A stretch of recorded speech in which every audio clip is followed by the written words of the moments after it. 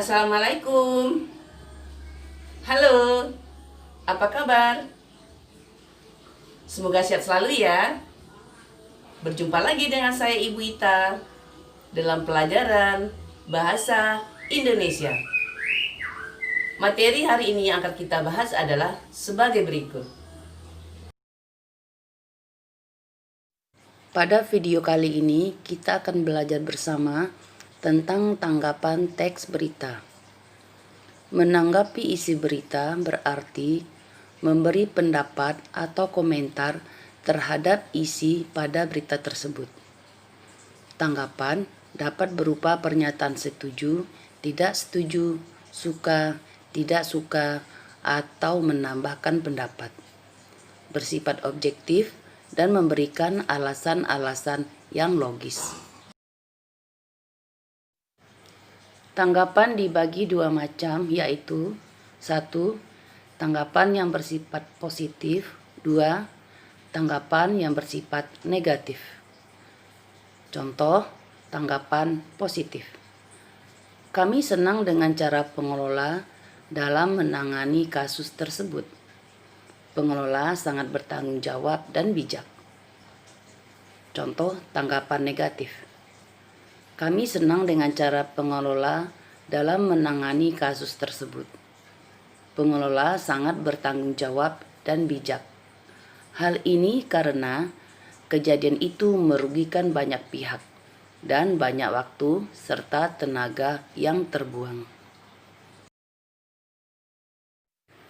Hal-hal yang harus diperhatikan dalam mengemukakan tanggapan, yaitu 1. Berhubungan dengan masalah yang dibicarakan. 2. Dapat memecahkan masalah yang ada.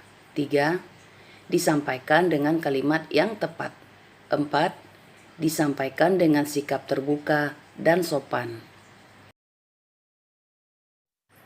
Sekarang kita masuk kepada ringkasan. Ringkasan adalah cara efektif dalam penyajian suatu karangan atau bentuk tulisan lainnya dalam bentuk singkat.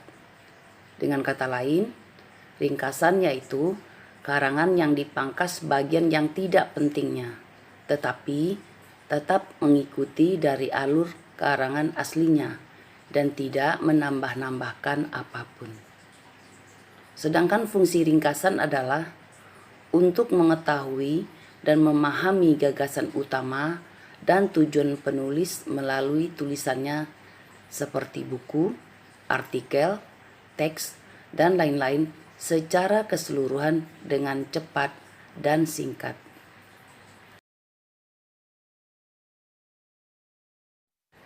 Langkah-langkah meringkas teks berita. 1. Mendengarkan berita sampai selesai. 2. Mencatat informasi penting. 3. Mencatat pokok-pokok berita. 4. Menyarikan pokok-pokok berita menjadi kalimat. 5. Menyimpulkan isi berita berdasarkan pokok-pokok berita. Sekarang kita masuk kepada simpulan teks berita. Kesimpulan merupakan sebuah gagasan yang tercapai pada akhir pembicaraan. Dengan kata lain, kesimpulan adalah hasil dari suatu pembicaraan. Contoh simpulan pertama. Pengguna jasa angkutan udara dan laut di Balikpapan, Kalimantan Timur, menuju Ujung Pandang dan Surabaya pada musim Lebaran sekolah Juni-Juli 2018 mencapai puluhan ribu orang.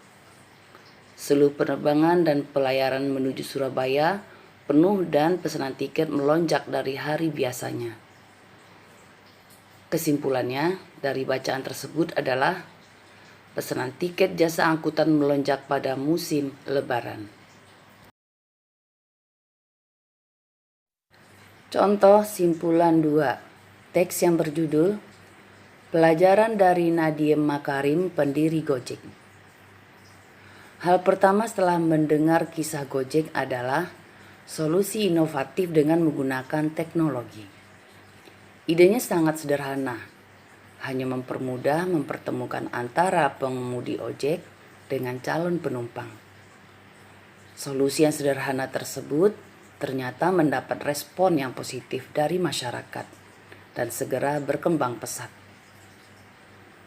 Paragraf ini disebut dengan paragraf deduktif karena gagasan utamanya berada di awal paragraf, yaitu solusi inovatif dengan menggunakan teknologi. Paragraf kedua, pada awalnya orang tidak mau menggunakan ojek karena di beberapa kota harga ojek cukup mahal dan permasalahan transparansi harga. Aplikasi Gojek berusaha menyadarkan pada masyarakat ada sebuah solusi untuk memenuhi kebutuhan mereka. Moda transportasi ojek sebenarnya dapat menjadi solusi jika dikelola dengan benar. Paragraf ketiga. Terakhir, Gojek membuka lapangan kerja baru yang padat karya. Banyak orang-orang muda yang awalnya tidak memiliki penghasilan saat ini dapat menghasilkan pendapatan yang cukup besar dengan menjadi pengemudi Gojek. Paragraf ini disebut juga dengan paragraf deduktif. Dengan gagasan utamanya adalah membuka lapangan kerja baru yang padat karya. Berdasarkan teks tersebut dapat disimpulkan yaitu Gojek merupakan salah satu solusi inovatif dengan menggunakan teknologi telepon seluler Android. Aplikasi Gojek memenuhi kebutuhan bagi pengguna ojek.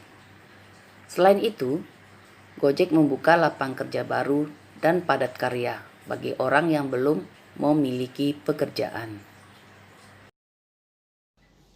Demikianlah pelajaran kita kali ini. Semoga bermanfaat. Terima kasih sudah menonton video ini. Kita berjumpa lagi pada video selanjutnya. Jangan lupa subscribe, like, dan komen ya. Ibu akhiri dengan wassalamualaikum warahmatullahi wabarakatuh. Dah.